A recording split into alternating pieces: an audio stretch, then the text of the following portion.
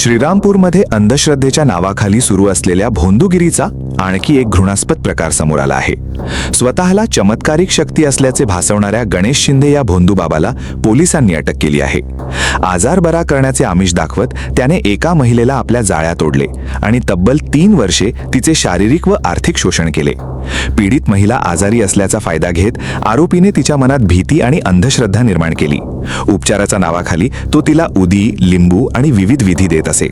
दैवी शक्तीचा धाक दाखवून लाखो रुपये उकळले गेले, तर दुसरीकडे तिच्यावर सातत्याने अत्याचारही होत असल्याचे तपासात उघड झाले आहे। या प्रकाराला कंटाळून अखेर पीडित महिलेने पोलिसात धाव घेतली। तक्रार मिळताच श्रीरामपूर शहर पोलिसांनी तातडीने कारवाई करत सापळा रचला आणि बेलापूर परिसरातील खटकळी येथून आरोपीला अटक केली। चौकशीत त्याने गुन्ह्याची कबुली दिल्याची माहिती पोलिसांनी दिली आहे। या प्रकरणी आरोपी विरोधात बलात्कार आणि जादूटोणा विरोधी कायद्यान्वये गुन्हा दाखल करण्यात आला असून पुढील तपास सुरू आहे। दरम्यान महाराष्ट्रात यापूर्वीही अशा भोंदूबाबांवर कारवाई करण्यात आली आहे। यामध्ये नाशिक येथील अशोक खरात, संगमनेरचे राजेंद्र गडगे, महेश गिरी, सोलापूरचे मनोहर भोसले, पुण्याचे पंकज देवराम घोलप आणि नाना बर्डे आणि अकोल्यातील चेतन सुनील मुळे यांचा समावेश आहे। सतत उघड होत असलेल्या अशा घटनांमुळे अंधश्रद्धेच्या नावाखाली लोकांची फसवणूक होत असल्याचे स्पष्ट होत आहे।